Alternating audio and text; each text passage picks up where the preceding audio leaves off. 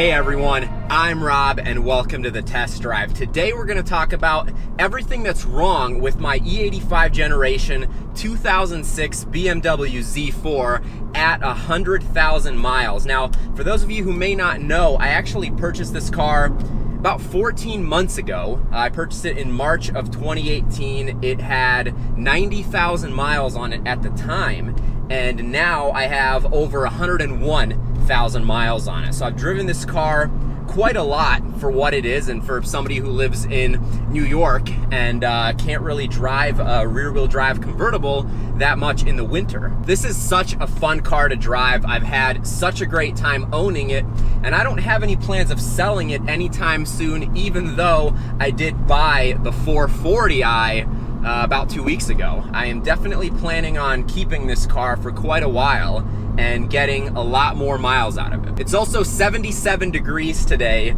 It's supposed to be over 80, and the only reason I'm driving this car right now with the top up is just because of audio. I don't think that even with the new audio setup I have with my GoPro, I'm not sure that the audio quality would be very good with the top down. Now, if you haven't already, head over to A Wander Affair. It's my other channel that I have with my wife, and we are giving away a GoPro Hero session camera to a subscriber as soon as that channel hits 1,000 subscribers. So all you have to do is go to that channel, subscribe to it, then go to the giveaway video and comment on that video after you've subscribed.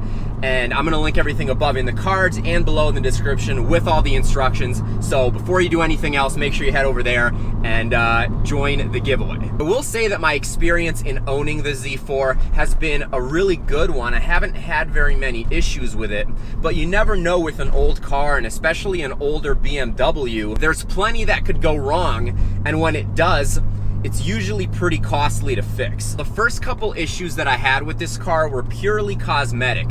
Actually, when I purchased the car, the front BMW emblem was mostly scratched off. All the blue was missing. So I did actually replace that almost immediately upon buying this car.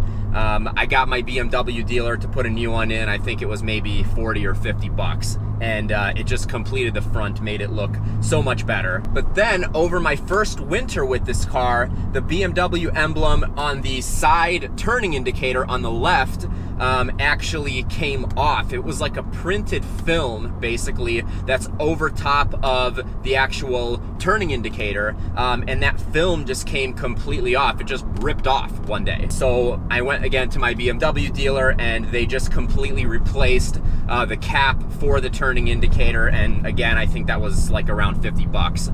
So not bad at all, and it was nice to have a brand new BMW emblem on that side too. Then the other cosmetic issue I had, and it was more of a safety issue, and it happened right at 100,000 miles, is that the glass on the driver's side view mirror actually completely fell off and shattered. So one day I just opened up the door to my car and it just completely fell off.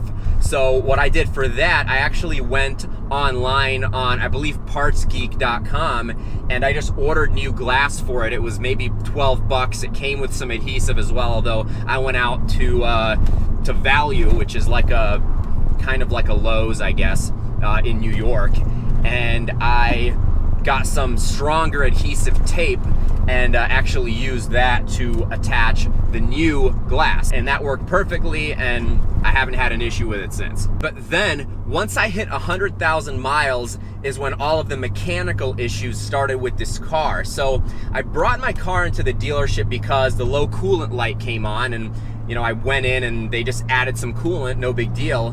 But then when the guy was looking around, it was actually my service advisor, he noticed that there was some like oil splatter under the hood of the car, which was kind of strange, and he asked me, he's like, did you just get the oil changed? and I hadn't. It was actually at like 99,000 something miles. So I hadn't brought it in for the 100,000 mile service yet. And what they actually found was that the oil gasket was leaking, and it was actually leaking down onto the drive belt, and the drive belt was basically flinging oil all throughout the engine bay. So what they ended up having to do was replace the oil gasket and also had to replace the drive belt. They didn't have to replace the drive belt, but that drive belt gets a lot weaker when oil leaks onto it because it basically corrodes the material of the drive belt. Replacing that wasn't very expensive at all. The primary expense in the repair was actually that oil gasket. So that ultimately ended up costing me about $1,000. I wasn't thrilled about it, but for a car with 100,000 miles on it, it wasn't that big of a deal. However, 2 weeks later, I got the same low coolant warning, and I brought it in again, and they added coolant to it. And then it was kind of concerning, obviously, you know, just 2 weeks later, having low coolant again, I figured, okay, now it's leaking coolant. So I was like thinking, all right, now we're really starting to get into it with this car with 100,000 miles on it, 13-year-old BMW. I guess it's expected, but I basically had them go through the entire coolant system. They pressure tested everything and didn't find a leak. So I don't know why the coolant was low again, but after that, I haven't gotten a low coolant light since. So obviously there's nothing wrong with the coolant system from what we can tell anyways. It's been a couple months now and zero issues with it. Then maybe within 500 miles of the leaking oil gasket issue, another issue happened. So I fired this car up one night. It was kind of cold out.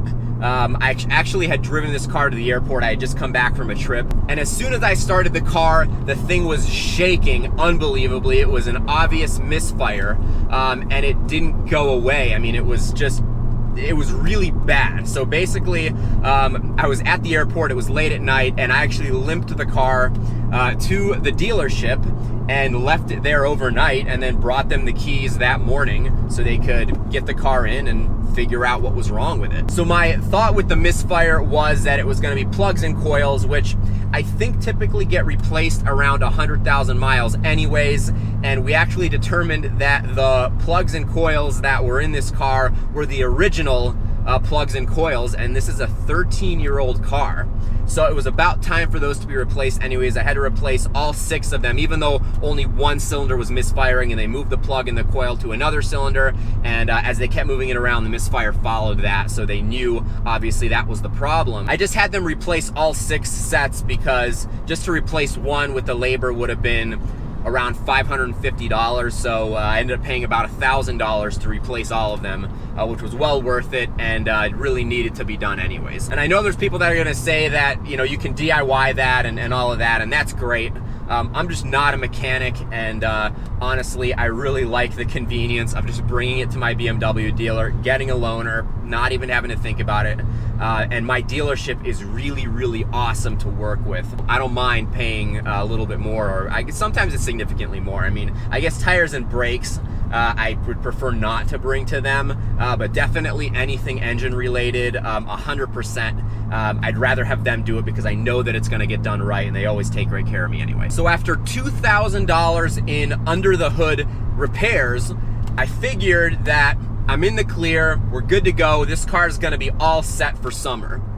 However, then I got another issue, and the next issue that I had was actually with the passenger seat airbag sensor. So the seat mat, I think is what it's called, was actually malfunctioning, and anytime a person would sit in the seat, it would actually say passenger airbag off, and I would get the airbag warning light in the instrument cluster. So I again brought it into my BMW dealer thinking this is probably not gonna be cheap, and obviously it's a safety concern. Your airbags have to be functioning, especially in a really small car like this. And what my service advisor ended up finding was actually a recall on the passenger seat mat, and it had a 15-year warranty on it.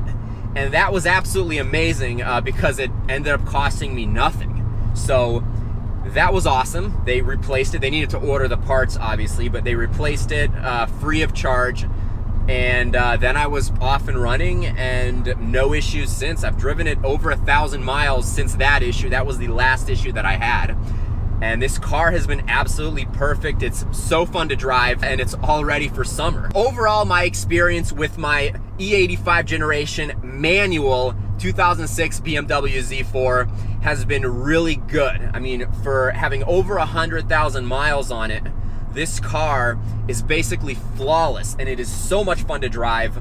I absolutely love it, and this is not a car that I feel like I can part with anytime in the near future. Obviously, I'm not gonna keep this car forever. It's been a great experience, and I'm gonna keep enjoying the crap out of it. So I hope you enjoyed this video. I hope you found it informative. If you did, please give it a thumbs up, and please hit that subscribe button to support the channel, and also so you don't miss out on any awesome upcoming content. I have so many more videos coming, so many more reviews planned as well. Finally, we're getting to summertime, and I can produce so much more content. So hit that subscribe button so you don't miss out on any of it, and thanks again for taking this drive with me, and I'll talk to you soon.